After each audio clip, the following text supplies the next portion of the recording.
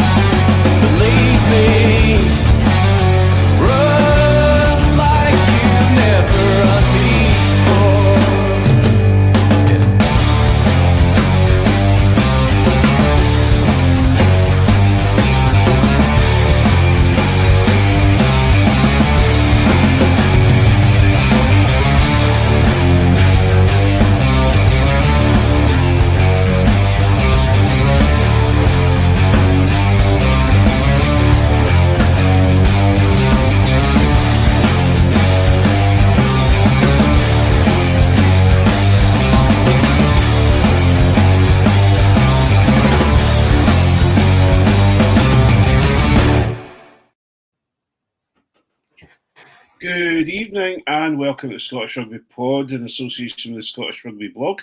I'm Craig Manson, and tonight I'm brought to you by Cocodamol, naproxen, and with additional support from omeprazole. Back is still playing up. I missed it last week. Yeah, last week I missed because I was still lying on the floor down in my living room because I couldn't get up. So interesting stuff. So it's been a rather interesting week, with many of interest. I've actually on other stuff that gets me, that relaxes me overnight, and I get amazing dreams. But we'll go into them later on, especially the dreams about Johnny McGinty. But that's a different story. Our podcast is part of the Sports Social Network. Don't forget to give us a follow or a like on your favourite podcast app. If you're watching on YouTube, please hit the subscribe button, and don't forget to give us a follow on social media. You can find all the links on our site www.scottishrugbyblog.co.uk. If you're listening on Apple and like what we do, please leave us a review on Apple Podcasts. Also, if you like if you'd like more of our content and want to support what we do, you can subscribe to our Patreon from just £3 a month plus VAT, just in case I get corrected again. And that gives you access to a super secret Facebook group. The second part, well, I was going to say the second part of tonight's podcast. As you can tell, I'm not like Donald Trump. I'll just read what's written in front of me. But as well as Patreon exclusives, we're actually, tonight is going to be a special open to everyone podcast just for an hour. And we're going to discuss the Scotland game that happened last weekend. And then John Anderson and friends are going to do an OnlyFins for our Patreon fans, and they are going to get the preview of this weekend's clash against Ireland, along with team news, etc. So have a look out for that. And if you want to join the Patreon to get that information, to get that podcast part of our outpourings, you're welcome to join for £3 plus VAT a month, or you can be a VIP and get your name read out, which we haven't done for a long time, Ian, have we? But anyway, I think we've only ever done it twice. And your name was on the list one of the My times. name was on the list. I was impressed.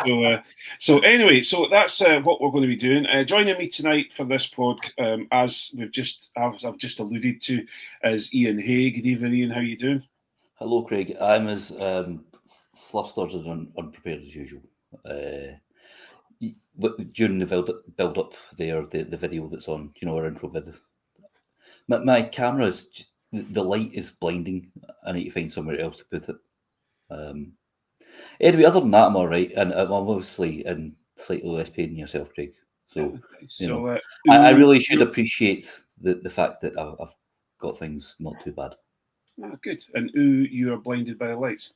I'm not going to go any further with the song, but who is that again? Is that? That's No, Is it the? No, it's the Oh God, what's his name? Oh, anyway, it'll come to me. I could do something like anyway. Aye.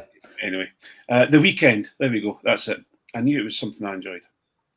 So Well, the that's the new guy. The guy is called The Weekend. No, he's now going. But I thought you meant Blinded by the Light. Yeah, the other song. What? Anyway, don't worry about it. And joining us, joining us is Mark Riley. Hi, Mark. How you doing? I'm very well, thanks. Living the dream as ever. Aye, as we all are. Yeah. I've just noticed that Mark has Rebel Star Wars blueprints behind him. I can see a Millennium Falcon. Millennium Falcons. It is the blueprint for the Rebel Alliance fleet. Yeah, so I can see. Is that an A-wing in there? Yeah, there's an A-wing, Y-wing, Snowspeeder, B-wing, X-wing, and the Millennium Falcon. Yeah, I've been on a couple of B-wings, but that's a different story. So anyway, we're off air and we'll show you my Death Star lampshade. Oh, and just again, by the way, the Hugh Dance stream thing says it's not working again. Is it? Oh, right. There's one that says about the Patreon and all, but yes. We're having trouble. Hugh Dan people will get you'll get your podcast because Rory's all set to edit it and get it up fairly soon. So sorry if you're missing. We just need work instructions. I want a manual. Yeah, we will get that eventually. I like manuals. But I have been playing around, and we will start tonight with. We're up on Facebook, guys. No problem. Ah, good. We'll start with this. I am close and Dougie back on in speedos, but I just wanna know, did you see the legend that's Dougie Donnelly? He comes back every so often, and it is our section, Where's Dougie Donnelly? And a shout out to Pete Forster from our super secret Facebook page, who says, is Where Dougie Donnelly still a thing? It is still a thing. We just need some more people finding the odd rugby star here, there and everywhere. And he said, this morning I saw Scott Hastings shopping for food in the M&S at Craigleith in Edinburgh. The choice of shop is not surprising, really. No, it says here, it says Scott Hastings, yep, and it says the choice of shop is not surprising, really. I wouldn't expect to see him in Lidl.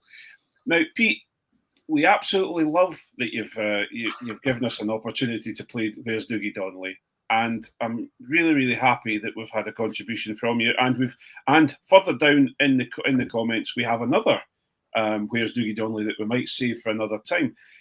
But if you are going to stock ex-Scotland stars, Pete, we need to know if they've bought a meal deal, or do they have Percy Pigs in their shopping basket?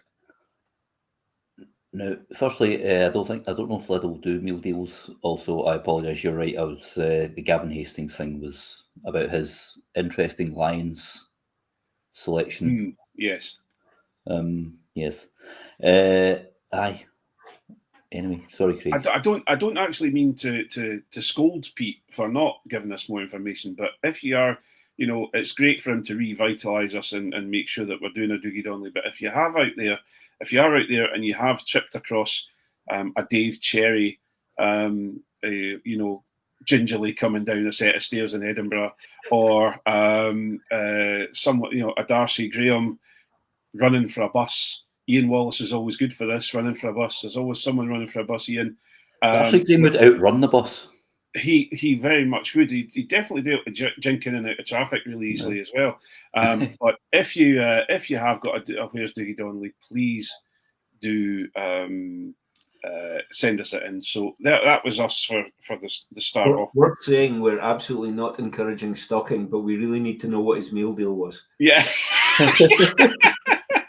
We really do. We really do. I've just had that. You guys are you're slightly older than me, if you don't mind me saying. I'm an old person who likes playing computer games. Remember, they should make the game. The game Frogger. Yes. Yeah, we should make that with Darcy Graham. Somebody should emulate that. What have you got to do that for us? Yeah, but what if you got different players, and some of them were slower, and some of them were like you could have Darcy Graham and Henry Arundel, and then you could have like. Sure, this arrange. I need to finish off my beta version of Top Trump Squid Games. Oh my yeah, well, This is going to be for the Patreons. I should really pull my finger out and do it. I'm just finalising the game mechanics. Excellent. Well, we will rattle on with news, and I'm sure there's a few of us know one of the things we're going to talk about tonight, but I'll start off with Roman Ntamack has been banned for 3 weeks, reduced from 6 because he admitted guilt. The reddest of red I've ever seen in my entire life. And then it was further reduced to 2 weeks because France may be fighting for a Grand Slam and we don't want to spoil the spectacle. I'm sure, I think it was more the fact that something to do with tackle school, but yeah, Mark, it was a proper red, wasn't it? It was, as Paul Williams said a couple of years ago, it was so red it had tannins. Yeah, I mean, there was absolutely no accident about it. I think he was trying to make a mark on the player. I can't remember who he did it to, but I think he was trying to make a point. And he's caught him square on, shoulder to the chin, standing vertically. It wasn't even a tackle. He hit the guy in the face with his shoulder. Yeah, how it can only be 3 weeks or 2 weeks when he goes to tackle school is just beyond my comprehension. And this is one of those things that we were talking about a couple of weeks ago. I honestly felt that the ref should have just, he saw that, he reviewed it, and then went, it's going to the safety truck or whatever it's called, and it's a yellow, and it's like, no, that's a red, put him off. But I don't want to giggle about Wales, but I will for a little while. It's not as if he was needing to, stamp his authority on the game. I think that Simpsons thing where it was stop, they're already dead. So I think it's one of those situations. But Iain, will he be missed? I think so. I mean, the him and Dupont relationship is. When Ntamack missed the year of rugby, we noticed he missed. Jalabert at club level, when he's at Bordeaux, seems to perform magnificently, but I've not seen him. He's definitely never hit those same peaks for France. And Ntamack works so well off Dupont. So I do think he will be missed, but now that Antoine is back, obviously missed last year's because he decided he'd go and rule sevens instead. He's there to fill any shortcomings because he can play 10 as well. It's ridiculous, this boy. But I think it would have been worse if it happened last year while Dupont was away as well. Yeah. Well, I don't know who's playing France this weekend. Is it? It's them doing the way. What's They want all the electricity all the time. The ones that always drop off after an hour. Aye. So is it England? Is it that playing them? No. So they've got an opportunity there because I don't know if Jalabert's actually been called into camp because he took his ball and went off. He's starting. He's starting. Yeah, he's starting. Have you not seen team? They've moved. England have shuffled their backline. I didn't catch last week's. I don't know. I've only seen, I think, the first 3 episodes of Full Contact. Full Contact. I put Marcus Smith 10. He's been packed back to fullback, and Finn Smith is starting at 10 for England this weekend. Jalabert is starting at 10 for France, and Damien Pennell. Your boy Craig, your boy Damien is back. Yeah. The first time I saw Pennell is when England absolutely hammered France at Twickenham, and I thought Pennell was lazy. I think Johnny May scored a hat-trick, and Pennell, there was a couple of times where his backtracking is woeful. But they were having one of their big "we are revolting against the coach" moments at that point. So he was like, "Yeah, I'm not chasing that boy." Aye, it's yeah. I can't talk about Penno anymore because I'm going to sound like I'm like everyone else is about DuPont. I just love David Penno, and I just anyway. But yeah, it'll be an interesting one.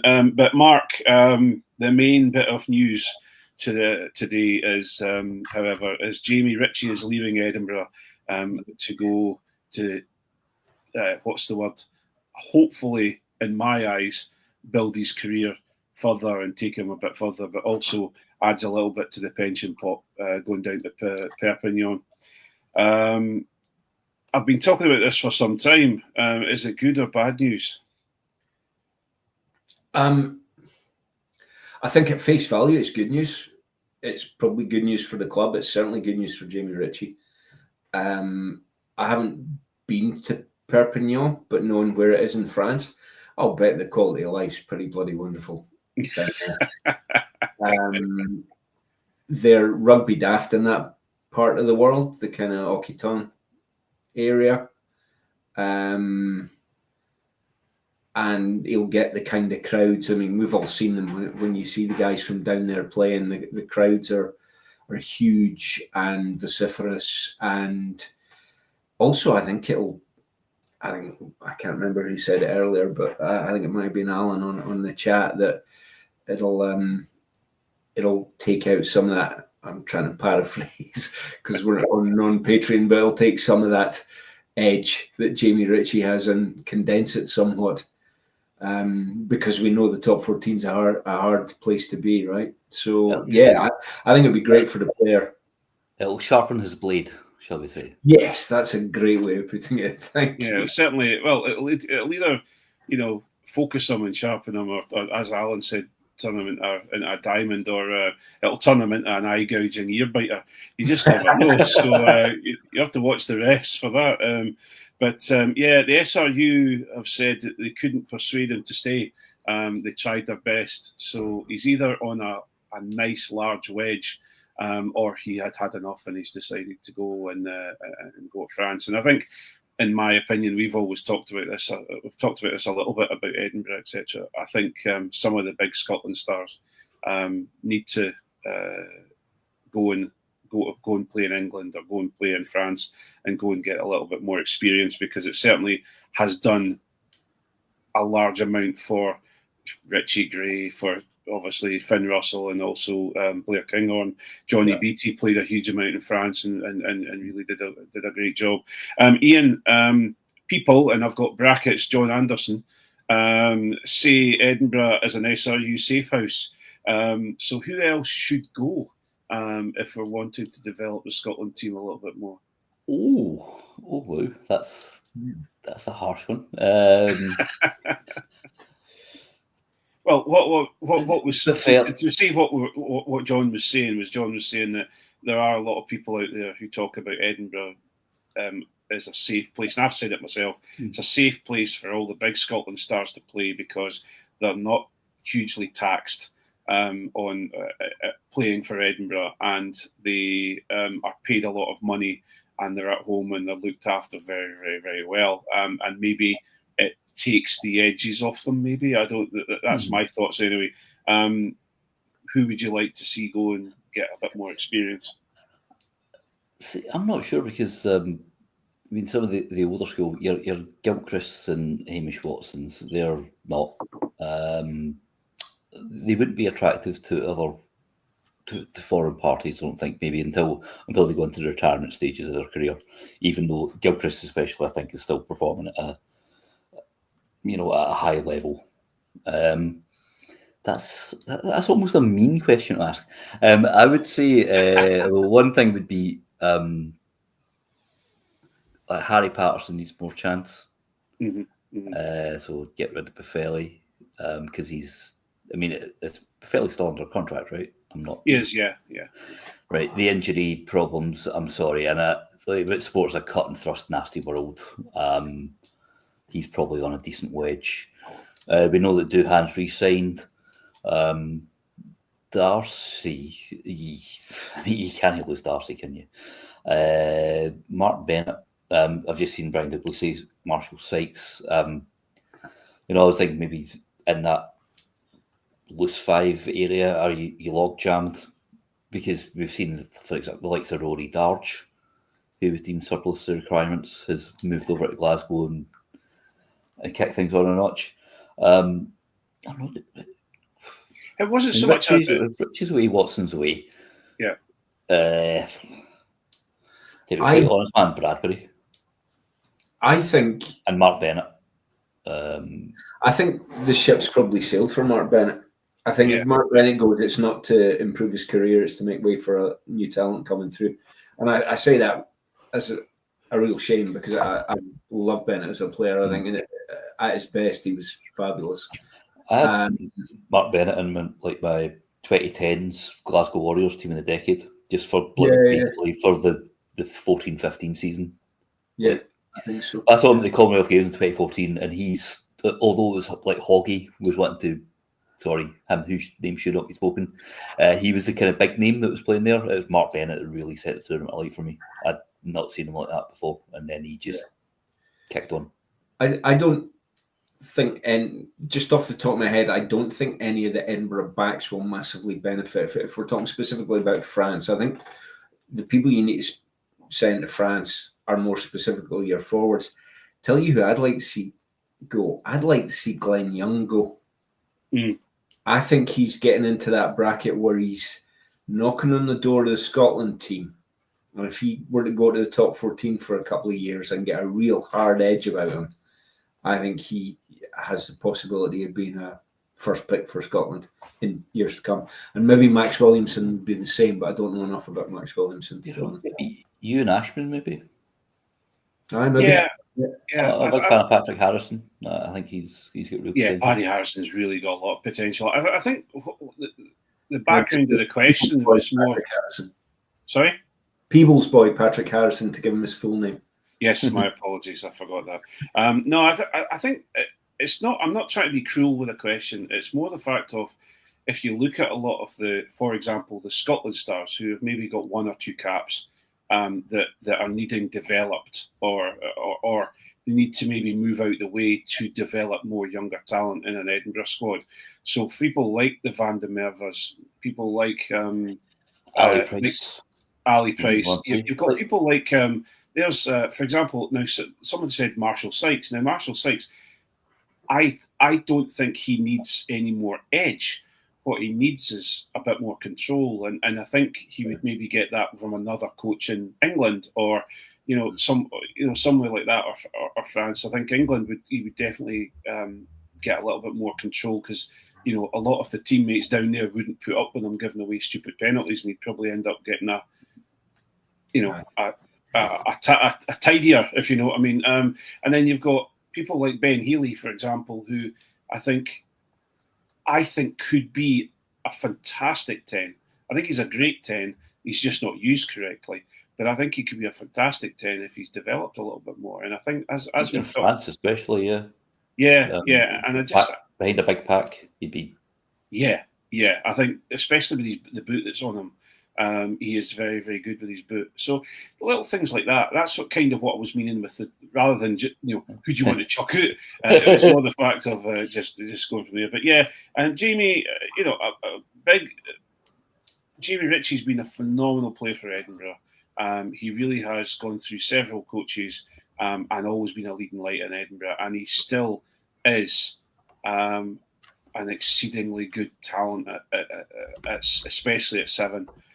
So I hope he gets on well in France. I hope he sharpens up, and I hope he gets back into this. Well, he's in the Scotland squad, but I hope he gets to a point where he's at the level, or if people are speaking about him at the same level as Rory Darge at the moment, and obviously Mish, who the ghost of Mish has been haunting Edinburgh for some time at the moment.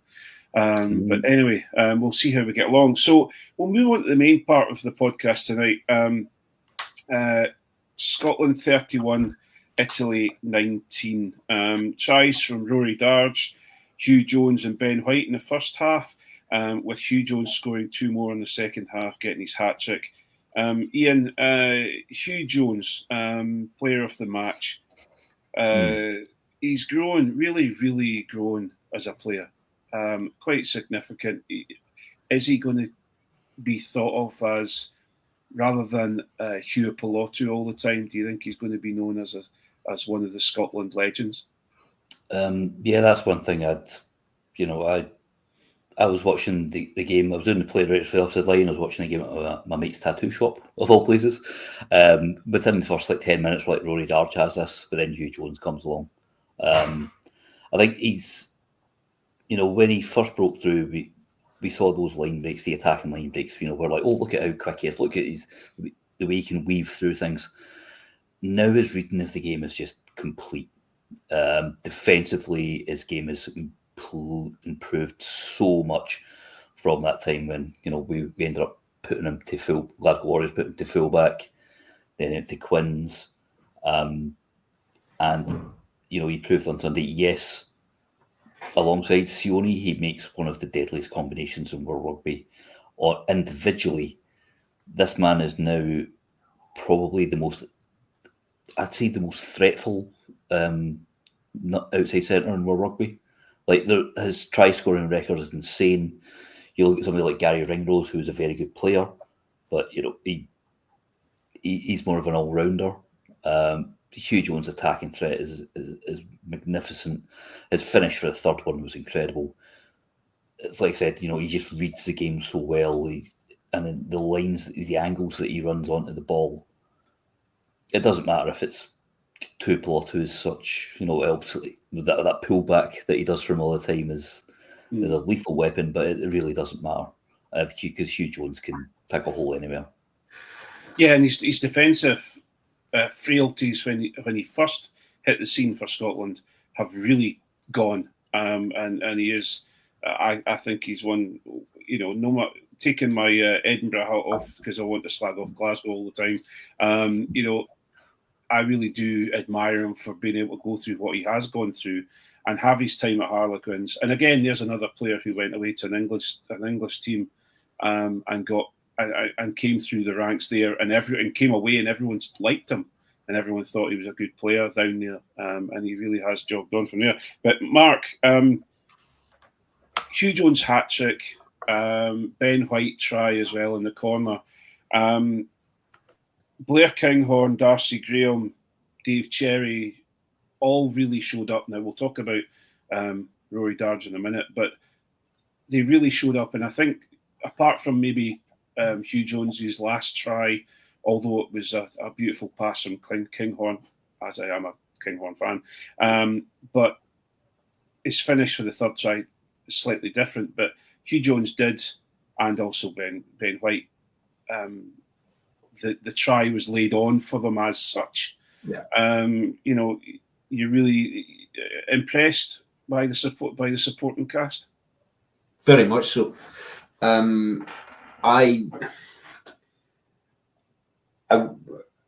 mean, Hugh Jones, yes, fantastic, but those tries were made by the team. Dave Cherry, I've got to say, for all the surprise that was generated by his selection, I was amongst those surprised, and we spoke about it last week. I was gobsmacked that he got picked, and to be fair, he stood up, not just for the filthy out the back door offload that he gave, but also the fact his lineouts were very good. He held up in the scrum, his play in the loose and in defence was very good. So I think particularly a name check to him. I felt, I don't know whether it was coaching instruction or whether it was the player himself, but I felt Darcy Graham was very quiet in the first half and seemed to wake up on about 44 minutes. And suddenly he's making these fantastic breaks that we all know about. I mean, there was one for the try that he made out of nowhere, but there were 2 or 3 other breaks that he made in the second half that gained us 20, 30 yards with each play. And there's one where he dropped the ball that he was in. That was a try if the ball had gone into his hands. Yes, absolutely. Yeah. And so, I thought Darcy was excellent. I actually think as well, you didn't mention him, but I thought Doohan had a very good game whilst not scoring tries, because he draws defenders, and he made some fantastic breaks down the wing. And there was a couple of times that one which led to I think was it the second try, I think, where he checked himself and cut inside and passed inside, and there was a couple like that I think that's a slight change in the structure of how we're using him, I think. And I thought he dealt with it really well. I mean, hell, we've all joked that he doesn't know how to pass, and he clearly was doing a wee bit more of that. So I wonder if that's a change in making him a double threat, if you like. You've got to track him or he'll go himself. But if two of you track him, double up on him. Yeah, you're leaving space for somebody else. I thought Doohan actually had a really good game. That was actually one of them. I was at my mate's shop. He was like, you need to try and fit an Arnie reference in there somewhere. So that's when I said, usually Doohan would go one-man army like Commando. But no, he used the pass button. And like you said, that's the amount of stick he gets, I think, is unfair. I thought he had a good game. Second half, I thought he had a good game defensively. There was one point where he had to track Menoncello. And I think early Doohan would have rushed in and hit him, which left an overlap. I think Brex was outside. But this one, he kind of drifted along. He's like, I can just track him and then wait for Ben White to come along. Because the thing is, right, if you run into Doohan, you're going to end up on your arse. Yes. There's no point in trying, like, Capri-Watso just didn't get a look in because he wasn't given any space. And a lot of wingers, if Doohan's in your way, this is why he's such a good kick chaser, even there. Excuse me. He's just a brick wall coming at you, and if you see that in your eye line, you're terrified. Yeah, and I think you're bang on, Ian. I think one of my comments regularly about Doohan is when he starts to run sideways. That's where I always think his power gets taken away, because he runs sideways and then all of a sudden runs into two forwards who are going to put a double tackle on him. But actually, when he runs flat out at people, that's where they have to then put two or three players on him to try and stop him, and it creates the gaps. And as we've all said, one of the problems he had was he'd either run sideways or he would run at people and not pass. But if he can start passing while running at people, then it creates this space, and then and especially if you've got people like George Horn or Ben White who are there usually running a cheat line inside, and where Hugh Jones was at the time when he got that second try. I think was it the first try or second try? Anyway, it definitely was impressive. Mark, Ian, Finn Russell, discuss. We had a lot of Scotland fans, some Scotland fans during the game and after the game saying Finn Russell. I think one of the worst comments was Finn Russell is a disgrace. He should never be in an international squad. Sorry, I thought maybe I just dreamed that while I was on the drugs that I had for my back. No, that's not that one. But yes, he didn't. He wasn't maybe the all show and go Finn Russell this weekend. But surely a bad Finn is a very, very good 10. Yeah, I think I know the comment that you're talking about, because it was on my forum and I just read it. You're nonsense. It was. I described it as his worst game in a good few years for Scotland, but still, he wasn't terrible. There was that sketchy moment where he was trying to be a bit too smart and let the ball bounce out after Brex's little grubber through. The intercept pass again for Brex, and he should have put McDowell in a hole, but Darge kind of got him out of that hole, a different hole. God, it sounds like an American golf fan. It wasn't wasn't his best game. A lot of the passes didn't stick, like that one with Darcy Graham, for example. But again, he's not just the flashy Dan now. He's territorially kicked very well. Kicking from hand was good. Tee kicking was decent enough, and his defensive game is much improved. So I don't know. Maybe I should have given him a 5 because it was one of his worst games, but I gave him a 6 because yes, there was those couple of blips, but other than that, he was all right. He was, but we expect greatness, yes. and that's expectations are set high with him because we know what he can do. He didn't warrant a 5 out of 10. Yes, he had his worst game in a Scotland shirt that I can remember, but we still won, and he still played 80 minutes in the pivotal position. On the intercepts, because he threw 2, one to Menoncello on I think it was 16 minutes, something like that, but it was inside their 22, so Menoncello booted it because he gave an out the back speculative pass. And the other one to Brex, which, having watched it back, it wasn't an intercept. He passed it to Brex. Brex was standing still in the channel. He was standing still in the passing line. I mean, it was a clanger of a mistake, but Finn's still an absolutely superb player, and he's still picking the right. Yeah, he threw a couple of dog passes and he made a couple of mistakes. But what was it we were saying? We were saying last week, get all your bad shots off on the practice green, right? Yeah. If that's his one bad game in the situations, I'll take it. That's like I used to be in a band with John. During our sound check, I messed up the bass part of The Chain by Fleetwood Mac, which people know famously as the Formula One bit. Yeah. And it was the only time I'd messed it up, and I didn't mess it up when I played it live. So that was it. That was Finn's The Chain. Yeah. Absolutely.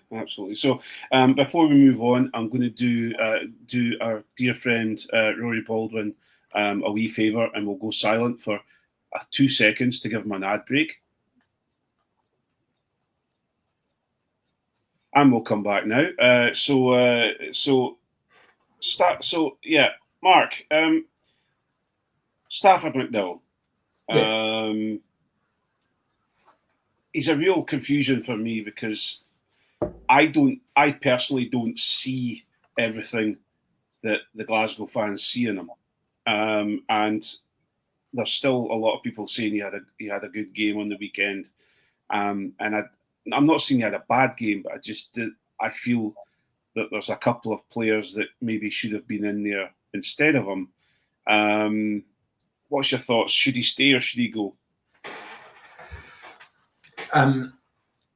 If I were picking the team, I would have Jordan start at 12 this week. I thought he brought an awful lot more to the table. I like Stafford McDowell as a player. I think he's very good.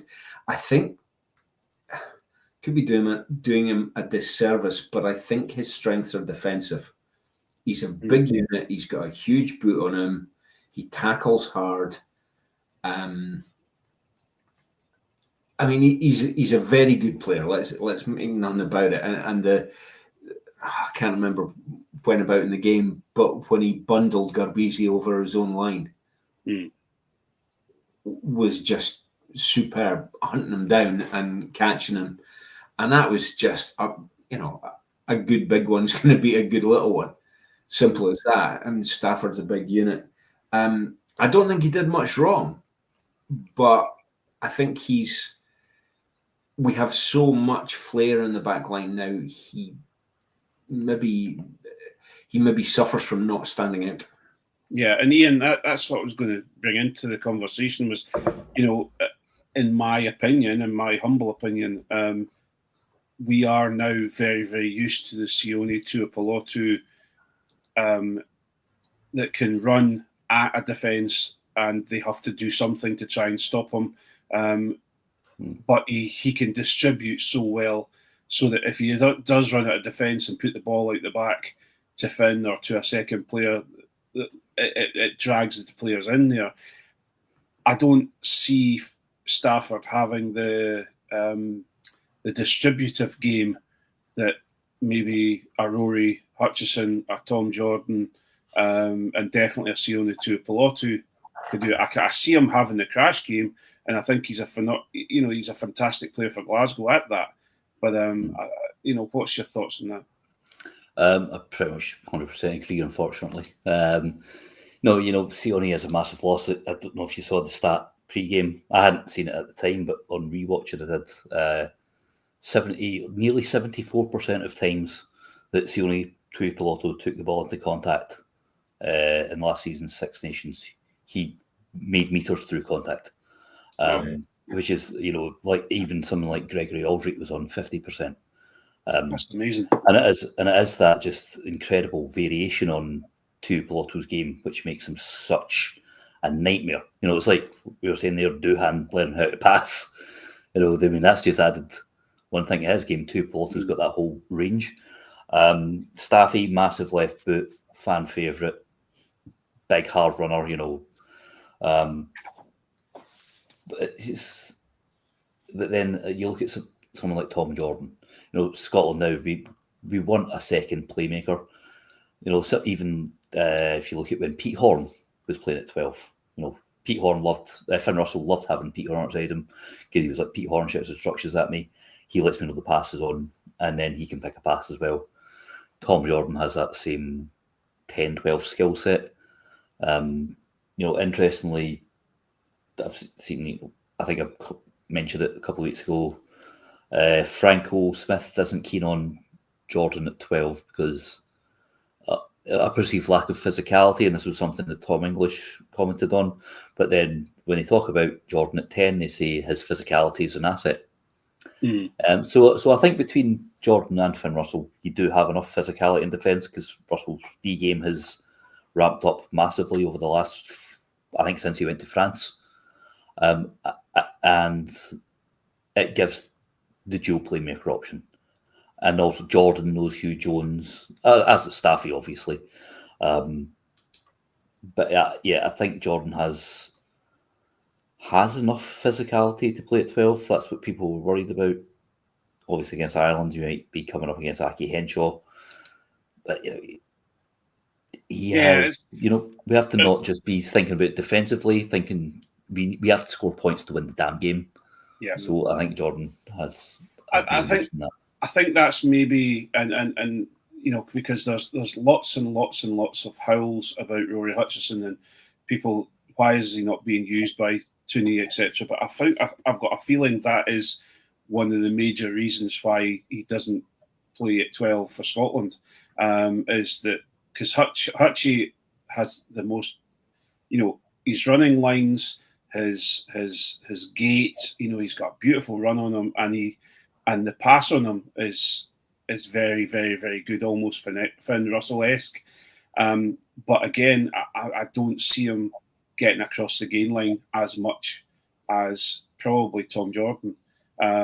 What I loved about Tom Jordan was when he came on, I just saw him, he just automatically took probably 50% of the weight on Finn's shoulders off him. Yeah. Because he's calling and he's talking, he's telling people outside him what's going on. And I was really impressed with that. And I've never been a big Tom Jordan, I wasn't sure about Tom Jordan, but watching him, I thought it was absolutely, and that's a lack of watching him. I've not watched him very much play for Glasgow, but I was very impressed with it. I think Iain alluded to it as well, that even in the early days of Finn's international career, if we go back to the mid-20 teens kind of thing, he never played as well as when he had Horne outside him. Finn, that split second that another playmaker gives Finn makes a huge world of difference to his ability. And I think Sione Tuipulotu gives him that. And I think in Sione's absence, I think Jordan will give him that as well. Yeah, absolutely. Well, we're going to talk a little bit about Rory Darge, but we may as well, where we now have a go at this while we're at it. It's the legally mandated Lions chat. The legally mandated Lions chat. We've heard so much about it that it makes us sick, but we've still got to chat about who Gatlin's gonna pick. We were a wee bit behind because Gatland. I can see Mark cringing like hell there because Mark hates Mark doesn't like the jingles. He doesn't like the jingles, right? Well, I love the jingles. So I don't mind that one. I don't mind that one so much. The hands in the rug one, because for some reason, whenever I'm listening in the car, back in the days when I listened, the volume just goes through the roof. Yeah, the hands in the rug. That's just rock and roll, buddy. So, Iain, Rory Darge. There's been a lot of chat about Rory Darge this week, and definitely, I don't know. Did we talk about Rory Darge as being a bolter for the Lions a few weeks ago, or did we really think he was going to? You know, there's a lot of people online going, "Yeah, so see, told you. I've been telling you for ages that Rory Darge was going to be a Lion," and it's like, well, he's got a fair bit of competition there, but he put a performance in against Italy. He does a bit, but he is. I've described him as Mish 2.0 previously because he just seems bigger and stronger and faster. Yeah, I mean that opening quarter of an hour, he made and scored that first try. His breakdown ability is incredible. His work rate is unreal. Was it first game of the season in the URC? He made something like 38 tackles. And yes, there is a ridiculous amount of talent in the open side flanker position, or the sort of people are expected to fill in 6 or 7 nowadays. In Jack Morgan, despite the fact Wales get absolutely pumped, he had a belter, especially if you're a fantasy league player, as I was. You might need the fantasy league. Hang on! This is my favourite. Fantasy league. We're going to have a chat about a fantasy league. Fantasy league. Sorry, I love that one. That's my favourite. And Josh Van der Fleer, who's a recent World Player of the Year winner. The Curry brothers. Actually, Tom Curry was pretty good. Tom Curry is pretty good, but I don't think he's as good as Rory Darge. I think Rory Darge is. It was quite weird towards like the playoff section of the URC win and run. I was only given.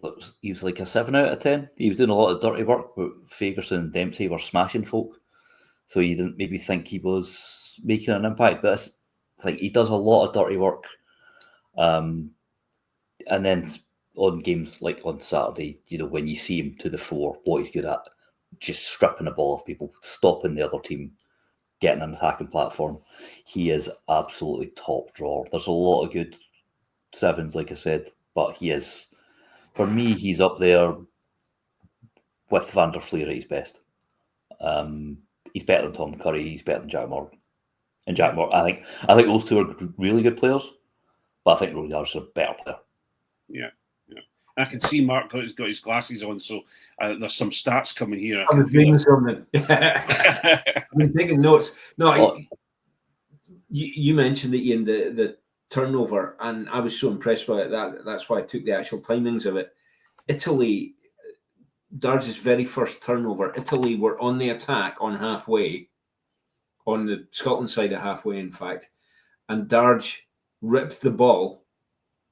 Didn't even win a penalty. He actually ripped the ball at 1 minute 15 in the game, and then 2 minutes later, almost to the second, he went over the try line and scored. It was that first try was entirely because he'd won us possession. For me, out and out, he was man of the match. I mean, Hugh Jones, yeah, great. The back, he was the one to be seen to be scoring the tries, but I thought Rory Darge was absolutely incredible. I know there's been a huge chat about Jack Morgan as well, and he was really, really good, Jack Morgan. But watching the Welsh game, I think Morgan was largely doing it because nobody else was stepping up. The rest of them were largely disinterested. And Morgan, to his credit, was getting stuck in about it. But he must have been broken by the end of that because he was basically doing the... It was a Sergio Parisi kind of effort, wasn't it? Yeah. And I think, and I don't mean this the wrong way. It's going to come out the wrong way, but Jack Morgan is going to be probably a default pick for the Lions because he's the Welshman you can take. Nobody cared about us before. Yeah, well, that's true. But on the other side of things, what I'd probably say is that Darge has really brought himself forward, and also Darge, you've got to also remember is that Darge has won the URC, and he's in a winning sort of feel good just now. He's in that winning mentality, and that's everyone keeps talking about the difference. And I'm about to ask you in a second, but the difference of all these Scotland players who are playing out with Scotland, who are now winning things, and they've got the winning mentality, and they're bringing them to Scotland. And we could probably match it up with our probably four the people who are in front of our choices for going to Australia. So I'm going to ask you then, Iain, what's your Scottish Lion choices at the moment? Who are you thinking is going to go? Stick-ons, Sander Fagerson. Oh, hang on. At that moment, Sander Slander. Just thought I'd put that in just because I can. It's not slander. It's full praise. Sander Fagerson is just sensational. Again, we ask him to do these 78-minute shifts at test level because the drop-offs quite. I mean, Will Hurd's a decent player, but Sander Fagerson's remarkable. Fitness of the guy, amazing. It's unreal, man. Was it something like? Was it 230 minutes he played in the 3 URC games to the championship? I mean, that's just mad. I'm a massive Scott Cummings fan. He's probably not a stick-on because he's injured. If he'd been fit, he'd been a stick-on. Darge is a stick-on. Hugh Jones is a stick-on. Sione's a stick-on. Blair Kinghorn's a stick-on. Doohan and Darcy should be stick-ons. I mean, Doohan made the last one. I think Darcy Graham is just phenomenal. I think Darcy Graham will go. But that's my personal, I saw this Gavin Hastings one and he's picking Fio Wobosi. Yes, he looks like a talent, but I mean, Darcy Graham does everything that he can do times 2. The boy's like Dash from The Incredibles. He's a remarkable rugby player. Finn Russell, obviously. I forgot Finn Russell. How could I forget Finn Russell? What kind of man am I? I haven't got a Finn slander one. I know. Nor should we have. We'll not start that. Schumann, I think, could go. Matt Fagerson, I think, could. Well, he's cursed. Maybe. He's cursed. Maybe Josh Horn, maybe as well. Matt Fagerson has cursed by the Ugo Monye seal of approval, saying that he's the best number 8 currently in the. Is that why he had such a bad game on Saturday? Yeah, it looks like it. I don't know, but yeah. So I hate to tell you, Monye was also going on about Darcy. So yeah, exactly. Yeah. Right, I'm done.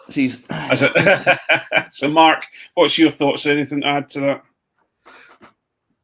Not really. I'm kind of curbing my enthusiasm a little bit though, because I think we might find that we are disappointed. Yes. I think Hugh Jones has to go. Hugh Jones has to go. Hugh Jones is brilliant.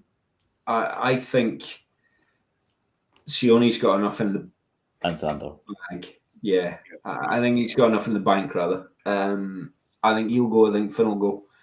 I think Darge should, but whether he will.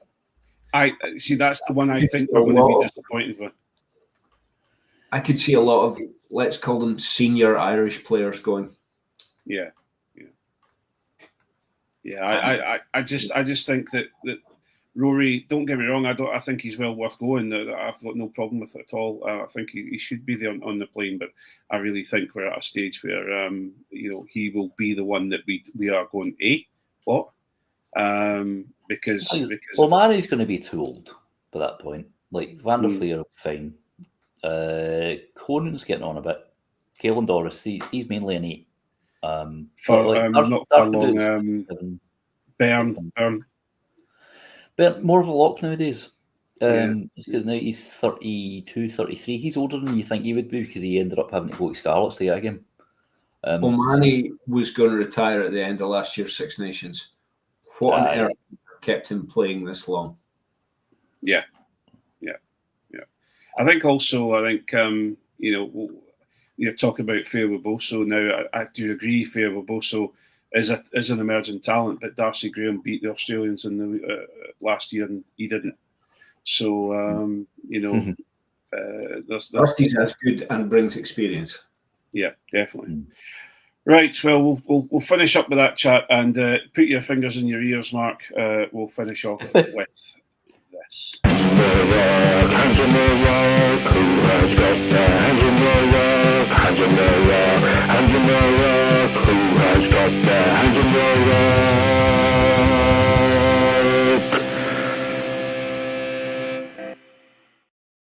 rock? Now, this is our section where, by the way, I will put a little thing, and thank you to Cammy Black. His musical talents are well missed in this, and he's going to start asking for royalties if you keep doing this. Though. I was going to say, and his hosting talents are also well missed because you've ended up with me and Iain and Johnny and John. So, but this is our hands in the ruck section where we get to air. Usually, in the Patreon section, we get to be a little bit more forceful with our thoughts. Where we swear a little bit, but we're going to be a little bit subdued with our hands in the ruck today. And let's start off with you, Iain. What's your hands in the ruck this year? What's been boiling your... Apologies if this is... I didn't hear it last week. I've not watched all of Six Nations Full Contact because, frankly, I find it quite dull. But I did watch episode 3, which mainly had Doohan in it. And what really boiled put my urine onto a rolling boil on the front right hob, because that's the summer hob, was when the interviewer said to Doohan, I don't notice a Scottish accent. It's like, well, I don't notice much between your trousers, wee man. All right? No, he didn't ask that. He didn't ask that to Jameson Gibson Park or James Lowe or anything like that. Why is it Doohan? Yes, you don't know Scottish accent. Yeah. You can go and because I'm not allowed to say it because it's not the Patreon bit, but your hand and your rectum should make friends. I got you. I think we all get your point. Yeah, we get you. I think we understand you. Yeah, this continual going on. It's funny we're talking about just to jump onto your fact there. We're talking about leading lights of Ireland, Irish rugby, and we're going on about in fact, there's a hands in the ruck from Rupert Collier on Blue Sky, and he says his hands in the ruck says the Irish Egypt's bleating on about Finn has had a couple of brain farts against Italy, so now he's unselectable for the Lions. And again, our Irish friends, we love you, but some of the things that some of the people come out with is quite amazing, where they're talking about, everyone goes on about the Scots South Africans of Dewey and Pierre Schumann and all these imports that Scotland seem to bring in. But then they start talking about who's going to the Lions from Ireland, and we're talking about Jameson Gibson Park, talking about James Lowe, we're talking about Bundy Aki. And I'm thinking to myself, hang on a second, we don't turn around and go to you, well, I don't hear an Irish accent from you. Okay, fair enough. We do say that Geordie O'Barrett has got and George Van der Fleer's a Springbok. Yeah, well, that's the thing. It's like we don't go on about it. So why are you guys constantly continue going on about us? We these people have qualified to be Scottish, and as John Anderson says, if you want to be Scottish, you are Scottish. Unless you're Nigel Farage or Donald Trump. Yeah, well, no comment. But Nigel Farage would want to be because he's so proud of Englishman. Yeah, exactly. So proud. Anyway, we don't do politics on this show. Sorry. We don't. It's like Beelum and Hanson as well. Like their parent heritage, so it's like Kyle Steyn and that, and then they'll have a go at us for Kyle Steyn. It's like no, his mum was Scottish. Like how far back do you want to go? These rules have been in place for years. Yeah. Nobody used to complain about like Colin Salmon, for example, used to play for New Zealand. He played for the All Blacks and England. No, and especially someone like Aki and Gibson Park have been players of the year for the Ireland national team over the last couple of years. They're integral cogs of the machine. Ireland saw a space that needed to be filled, and they chose wisely, just like we've done. It just Gareth Vaughan, is that his name? The head of international sort of development recruitment. The one with the narcolepsy who saw that Hugh Jones was Scottish because he watched a university game. He's just so good at his job, and you have to praise scouting. I don't begrudge fundamentally, and it keeps coming back to conversations I have with our cousins down south, that they have 10 or more times the playing numbers that we do. And the Scots and the Irish, for many reasons, let's not go over the historical reasons because we can both get a wee bit, both us and the Irish can get antsy about that. We have a huge diaspora. We have people all over the globe. Why wouldn't we use that? We're having a wee laugh about it because we're talking about. I think it was on our chat that we have about all these wee grannies in Greenock and that, and Paisley and everything. You think to yourself, they've all got tattoos with "I love Bobby" written on it, and they talk about who's Bobby, and I'm not going to take it any further. Anyway. Yeah, exactly. So anyway, Mark, your hands in the ruck today. So yeah, it's probably more about the game as a whole, but it was an event that happened during the Irish game. Compare and contrast Jamie Ritchie's reaction to getting legally hit in the head, and it was a legal tackle. It was just an in-game incident. And Ritchie was basically going, I think I lost a tooth, to Ty Byrne. I saw that. That's brilliant. He fell over and started rolling about, holding his head like he'd been shot, and there was nothing to see. The TMO didn't even bother with a replay. Yeah. Remember, I got in trouble on Twitter for saying Johnny Sexton was a diver. Yeah, absolutely. It needs to stop, and the only people that can stop are the coaches. Yeah, and I think you're right. I think this is being coached to get penalties so they can kick and either kick to the corner or take points. Yeah, and it is. I saw that. Yeah. Well, you're being very charitable calling it gamesmanship. Went down holding his hand. Yeah, well, let's give you a yellow card on pressure. Ungentlemanly conduct. Exactly. Yeah, absolutely. For me, that's sorry, penalty against. Yeah, you've tried to milk a penalty against you. Yeah, absolutely. So I'm going to finish up pretty quickly now because we're at just over the hour mark now. I was hoping to keep it to an hour, but unfortunately, I've got a hands in the ruck, which I'm going to be a bit sad about it tonight. But I had to say something tonight. My hands in the ruck. How Harlequins and also Shetland Rugby lost Erin Quinn last week at the age of 23. An enthusiastic, funny, skilled rugby player who we will all miss. And I just want to say our thoughts go out to her family, her friends, and also her rugby teammates and her work teammates up in Shetland. it's a really difficult one to lose someone so young. And I just wanted to put that as my hands in the ruck because it's just rubbish. Yeah, here. Yeah. So it comes to that time of the night. I want to say a big thank you for everyone to join us. We've had an interesting chat tonight, and hopefully any of you that have been listening to this gives you a wee bit more view into what happens on the Patreon side of things as well.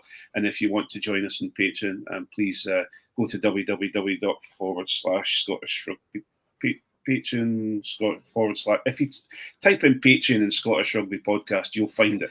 And if you kindly hand over £3 plus VAT off your hard-earned per month, you'll get extra access to extra content from ourselves. And if you've liked what you've heard, please do. It only leaves me now to thank Mark. Thanks very much for your time. Thank you very much, and good night or good day to everybody. Aye, and Iain, thanks so much. You're welcome, Craig. And I'll just say ciao, because it's kind of what you say all the time as well. You know, you are an international jet setter. I use Google Translate sometimes. And if you're interested, if you are going to get your Patreon money out, we will have hopefully a team selection tomorrow announced from our dear head coach. Do we know what time that's happening at? I haven't seen yet. No. So, and then John and whomever is free tomorrow will be doing a wee OnlyFins for our patrons, and they'll hopefully preview the game on Sunday. And you're welcome, Brian. Sorry, Brian just said cheers again, folks, for the chat tonight. You're welcome. Oh yeah, Brian. You're welcome, Brian, and thanks for joining us all, and thanks for everyone who's commented tonight. We haven't really used a lot of your comments tonight, but they do help us form what we're going to say as well. When we're talking we need to start dishing out the Dougie Low spot on award more often. Yeah, we'll need to do that. We need to start thinking about that a little bit. We need to be more organised. We have stuff to do. I'm sorry. I have been quite organised. I did. We're getting there. But we have stuff to do, but to be fair, we are getting on with it. Yes. Chat was going on our site today, and things that Rory's lining up and all that sort of thing. So yeah, there's lots of things. Lots of things happen. Absolutely. So I'll take him. Exactly. Well, that will come along. So I'll take this opportunity to say thanks from me. Thanks to both Mark and Iain, and have a great night and if you're going to work in the morning and you're listening to us in the car, have a great day. Enjoy your day. Yeah. And hopefully we're setting you off on the good foot forward. I hope you're not stuck on the M8 like everyone is all the time. Aye, that's it. The worst road in the world. Okay. Thanks all, and good night. Good night. Cheerio. Honestly, just out of nastiness, if somebody ever asks,